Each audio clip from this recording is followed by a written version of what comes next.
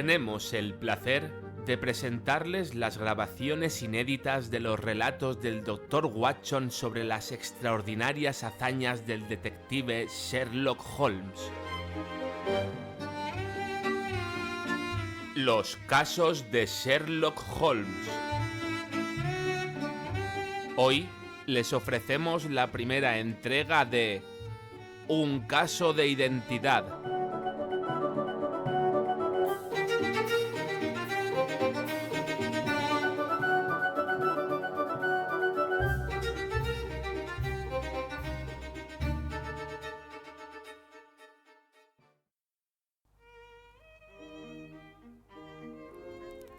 Mi querido amigo, dijo Sherlock Holmes, estando él y yo sentados a uno y otro lado de la chimenea en sus habitaciones de Baker Street. La vida es infinitamente más extraña que todo cuanto la mente del hombre pueda inventar. No nos atreveríamos a concebir ciertas cosas que resultan realmente comunes en la existencia. Si nos fuera posible salir volando por esa ventana agarrados de la mano, revolotear por encima de esta gran ciudad, levantar suavemente los techos y asomarnos a ver las cosas extrañas que ocurren, las coincidencias, los proyectos, los contraproyectos, los asombrosos encadenamientos de circunstancias que operan a través de generaciones y desembocan en los resultados más outré, nos resultarían trasnochadas e infructíferas todas las obras de ficción, con sus convencionalismos y con sus conclusiones previstas de antemano. Pues yo no estoy convencido de ello, le contesté. Los casos que salen a la luz en los periódicos son por regla general bastante anodinos y vulgares. En los informes policíacos nos encontramos con el realismo llevado a sus últimos límites y, sin embargo, a pesar de ello, el resultado no es ni fascinante ni artístico. Se requiere cierta dosis de selección y de discreción al exhibir un efecto realista, comentó Holmes. Esto se echa de menos en los informes de la policía, en los que es más probable ver subrayado el sermón del magistrado que los detalles que encierran, para un observador, la esencia vital de todo el asunto. Créame, Watson, no hay nada tan antinatural como lo vulgar. Sonreí, moviendo negativamente la cabeza. Comprendo perfectamente que usted piense de esa manera. Sin duda, dada su profesión de asesor extraoficial que presta ayuda a todo aquel que esté desconcertado en toda la superficie de 3 continentes, entra usted en contacto con muchísimos hechos extraordinarios y sorprendentes. Pero aquí, al decirlo, recogí del suelo el periódico de la mañana. Hagamos una experiencia práctica. Aquí está el primer encabezamiento con el que he tropezado. Crueldad de un marido con su mujer. En total, media columna de letra impresa que, yo sé, sin necesidad de leerla, que no encierra sino hechos completamente familiares para mí.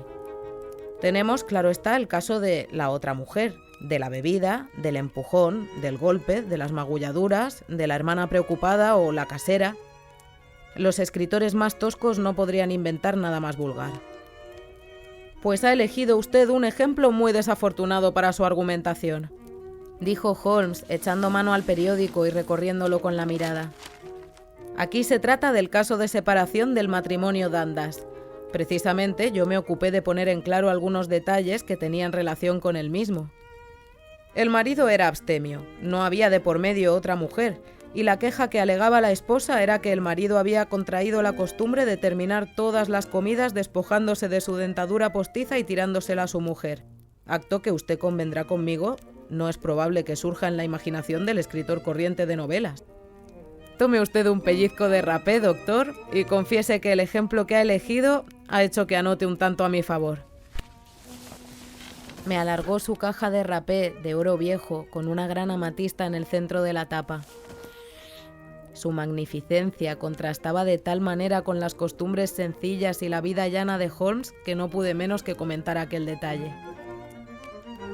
Me había olvidado de que llevo varias semanas sin verle, me dijo. Esto es un pequeño recuerdo del rey de Bohemia, en pago de mi colaboración en el caso de los documentos de Irene Adler. ¿Y ese anillo?, le pregunté, mirando al precioso brillante que centelleaba en uno de sus dedos. Procede de la familia real de Holanda.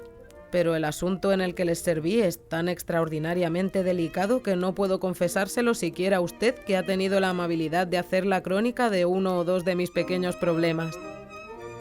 ¿Y no tiene en este momento a mano ninguno de esos problemas?, le pregunté con interés.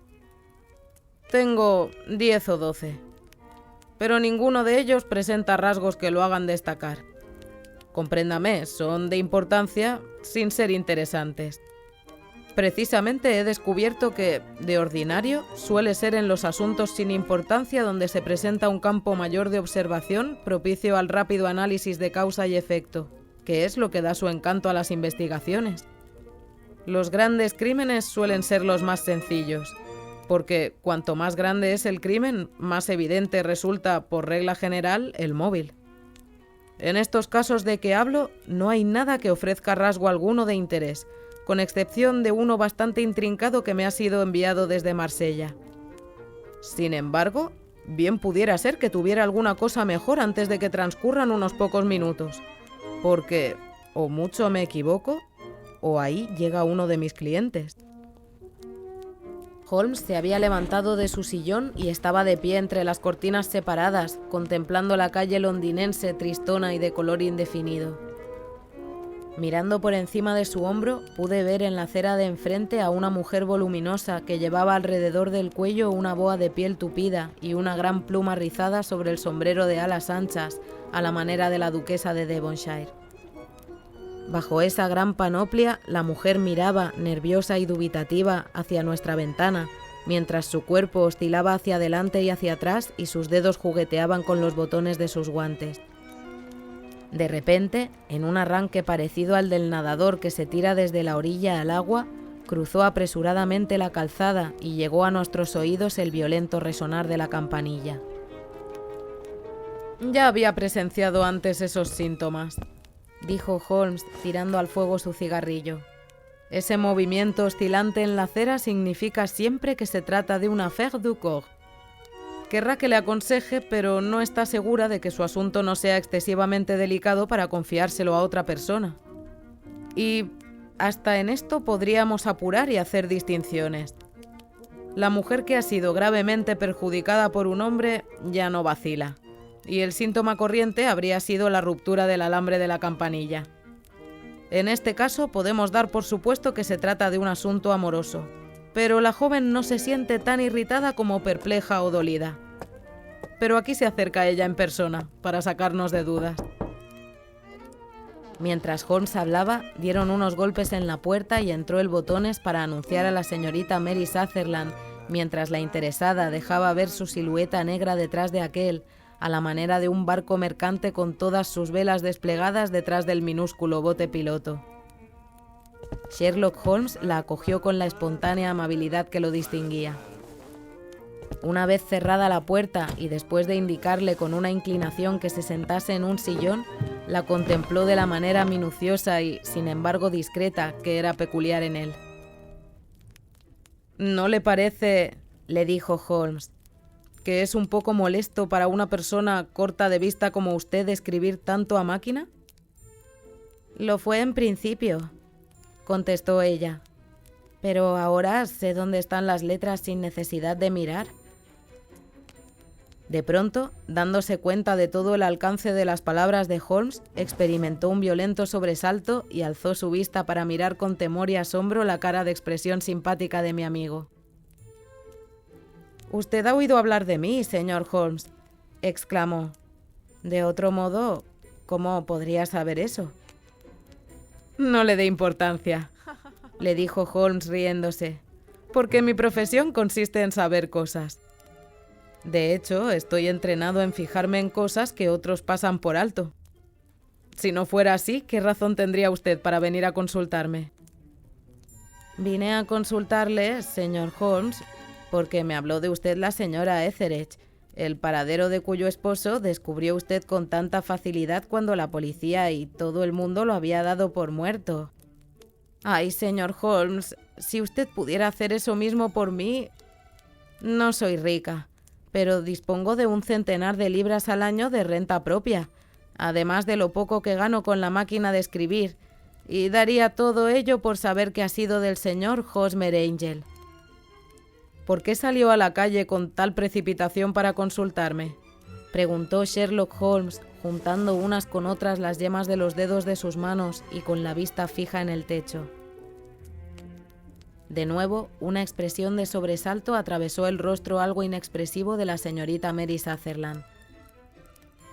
En efecto, me lancé fuera de casa, como disparada, porque me irritó el ver la tranquilidad con que lo tomaba todo el señor Windibank, es decir, mi padre. No quiso ir a la policía, ni venir a usted, y por último, en vista de que él no hacía nada y de que insistía en que nada se había perdido, me salí de mis casillas, me vestí de cualquier manera y me vine derecha a visitarle. ¿Su padre?, dijo Holmes. Se referirá seguramente a su padrastro, puesto que los apellidos son distintos. Sí, es mi padrastro. Le llamo padre, aunque suena cosa rara porque solo me lleva 5 años y 2 meses de edad. ¿Y su madre vive? Sí, mamá está viva y está bien. No me gustó mucho, señor Holmes, cuando ella contrajo matrimonio muy poco después de morir papá y lo contrajo con un hombre casi 15 años más joven que ella. Mi padre era fontanero en la Tottenham Court Road y dejó al morir un establecimiento próspero que mi madre llevó adelante con el capataz, el señor Hardy. Pero al presentarse el señor Windibank lo vendió, porque éste se consideraba muy por encima de aquello, pues era viajante de vinos. Les pagaron por el traspaso e intereses 4.700 libras, mucho menos de lo que papá habría conseguido de haber vivido. Yo hubiera esperado que Sherlock Holmes diera muestras de impaciencia ante aquel relato inconexo e inconsistente, pero, por el contrario, lo escuchaba con gran atención. ¿Proviene del negocio la pequeña renta de la que usted disfruta?, preguntó Holmes. De ninguna manera, señor. Se trata de algo absolutamente independiente y que me fue legado por mi tío Ned de Auckland. El dinero está colocado en valores de Nueva Zelanda al 4,5%. El capital asciende a 2.500 libras, pero solo puedo cobrar los intereses. Lo que usted me dice me resulta extremadamente interesante, le dijo Holmes. Disponiendo usted de una suma tan importante como son 100 libras al año, además de lo que usted misma gana, viajará usted sin duda y se concederá toda clase de caprichos. En mi opinión, una mujer soltera puede vivir muy decentemente con un ingreso de 60 libras. Yo podría hacerlo con una cantidad muy inferior a esa, señor Holmes, pero ya comprenderá que mientras viva en casa no quiero ser una carga para mis padres y son ellos quienes invierten mi dinero. Naturalmente, eso ocurre solo por ahora. El señor Windibank es quien cobra todos los trimestres mis intereses. Él se los entrega a mi madre y yo me las arreglo muy bien con lo que gano escribiendo a máquina. Me pagan 2 peniques por hoja y hay muchos días en que escribo de 15 a 20 hojas. Me ha expuesto usted su situación con toda claridad, le dijo Holmes. Este señor es mi amigo, el doctor Watson, ante el cual puede usted hablar con tanta libertad como ante mí. Ahora, por favor, explíquenos todo lo relativo a su relación con el señor Hosmer Angel. El rubor cubrió completamente la cara de la señorita Sutherland y sus dedos empezaron a pellizcar nerviosamente el borde de su chaqueta. Lo conocí en el baile de los empleados de gas, nos dijo. Acostumbraban a enviar entradas a mi padre en vida de éste y siguieron acordándose de nosotros enviándoselas a mi madre después de que él muriera. El señor Windibank no quiso ir. Nunca quería ir con nosotras a ninguna parte. Bastaba para sacarlo de sus casillas el que yo manifestase deseos de ir, aunque solo fuese a una fiesta de la escuela dominical. Sin embargo, en aquella ocasión me empeñé en ir y dije que iría porque ¿qué derecho tenía él a impedírmelo? Afirmó que acudirían todos los amigos de mi padre y que no era como para que nosotros nos relacionásemos con ellos. También aseguró que yo no tenía ningún vestido decente, aunque disponía de uno de terciopelo de color púrpura que ni siquiera había sacado hasta entonces del cajón. Finalmente, viendo que no se salía con las suyas, se marchó a Francia para hacer negocios de su firma y nosotras, mi madre y yo, fuimos al baile, acompañadas por el señor Hardy, el que había sido nuestro encargado. Y allí me presentaron al señor Hosmer Angel. Me imagino, dijo Holmes, que cuando el señor Windibank regresó de Francia se molestó muchísimo porque ustedes hubiesen ido al baile. Pues verá usted, se lo tomó bastante bien. Recuerdo que se echó a reír, se encogió de hombros y afirmó que era inútil negarle nada a una mujer porque éstas se salían siempre con la suya. Entiendo. De modo que fue en este baile de los empleados de gas donde conoció usted a un caballero llamado Hosmer Angel. Sí, señor. Le conocí esa noche y al día siguiente nos visitó para preguntar si habíamos regresado bien a casa. Y después le vimos, bueno, quiero decir que le vi yo porque salimos de paseo 2 veces. Pero después mi padre regresó a casa de otro viaje y el señor Hosmer Angel ya no pudo venir de visita. ¿No? Verá usted, a mi padre no le gustan nada esas cosas. No le gustaba que yo recibiera visitas si podía evitarlo y acostumbraba a decir que la mujer debería de ser feliz dentro de su propio círculo familiar. Pero, como yo le decía a mi madre, la mujer necesita empezar por crearse su propio círculo, cosa que yo no había conseguido todavía.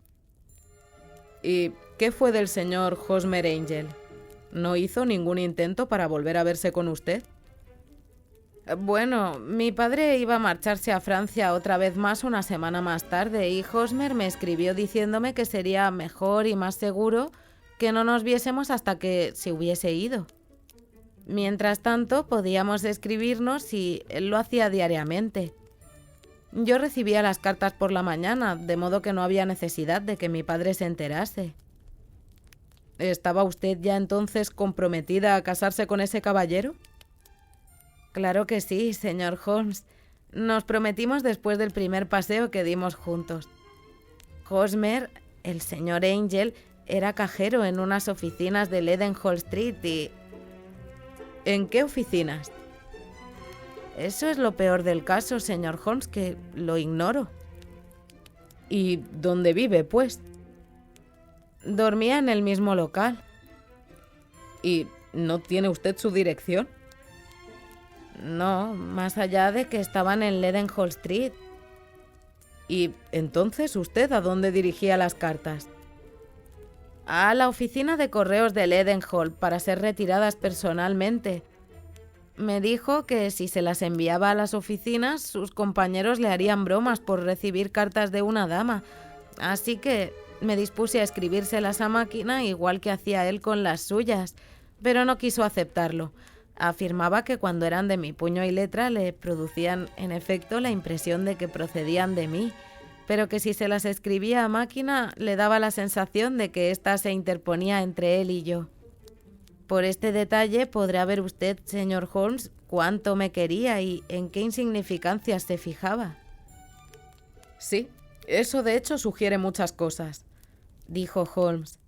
Desde hace ya mucho tiempo tengo por axioma que los pequeños detalles son con diferencia lo más importante.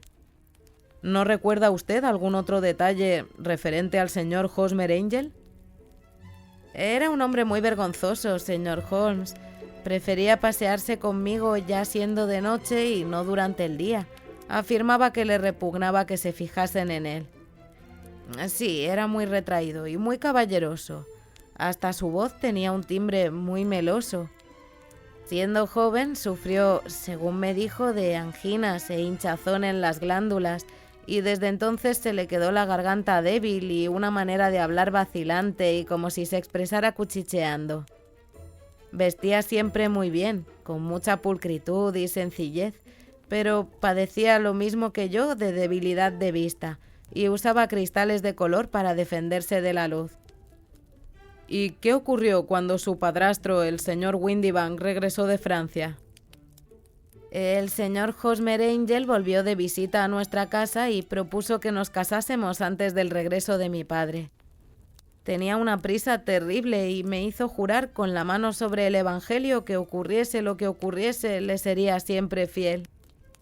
Mi madre dijo que tenía razón en pedirme ese juramento y que con ello demostraba la pasión que sentía por mí. Mi madre se puso desde el primer momento de su parte y mostraba por él mayor simpatía aún que yo.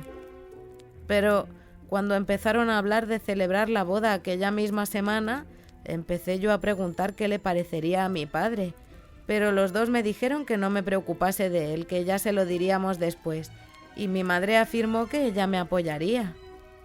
Señor Holmes, eso a mí no me gustó del todo. Aunque me producía un efecto raro el tener que solicitar su autorización, siendo como era él, poco más viejo que yo, tampoco quería hacer nada a escondidas y escribí a mi padre a Burdeos, donde la compañía en que trabaja tiene sus oficinas de Francia, pero la carta me llegó de vuelta la misma mañana de la boda. Así pues, ¿no la recibió? No, porque se había puesto en camino para Inglaterra poco antes de que llegase. ¡Qué mala suerte! De modo que su boda quedó fijada para el viernes. ¿Iba a celebrarse en la iglesia? Sí, señor, pero muy discretamente. Iba a celebrarse en St. Saviour, cerca de King's Cross, y después de la ceremonia nos íbamos a desayunar en el St. Pancras Hotel. Hosmer vino a buscarnos en un cabriolé, pero como nosotras éramos solo dos, nos metió en el mismo coche y tomó él otro de 4 ruedas porque era el único que había en la calle. Nosotras fuimos las primeras en llegar a la iglesia y cuando lo hizo el coche de 4 ruedas esperábamos que Hosmer se apeara del mismo, pero no se apeó. Y cuando el cochero bajó del pescante y miró al interior, allí no había nadie. El cochero manifestó que no acertaba a imaginarse que había podido hacerse del viajero, porque lo había visto con sus propios ojos subir al coche. Esto ocurrió el viernes pasado, señor Holmes, y desde entonces no he tenido ninguna noticia que pueda arrojar luz sobre su paradero. Me parece que se han portado con usted de una manera vergonzosa, dijo Holmes. Oh, no, señor. Era un hombre demasiado bueno y cariñoso para abandonarme de ese modo. Cuando toda la mañana no hizo otra cosa que insistir en que ocurriese lo que ocurriese, tenía yo que seguir siéndole fiel, que aunque algo imprevisto nos separase el uno del otro, tenía yo que acordarme siempre de que me había comprometido con él y que más pronto o más tarde se presentaría a exigirme el cumplimiento de mi promesa.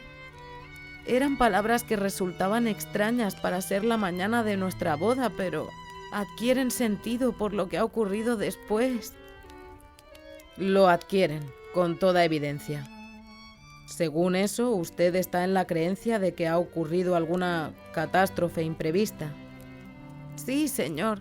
Creo que él debió intuir algún peligro. De lo contrario, no habría hablado como habló. Y pienso, además, que ocurrió aquello que él había intuido.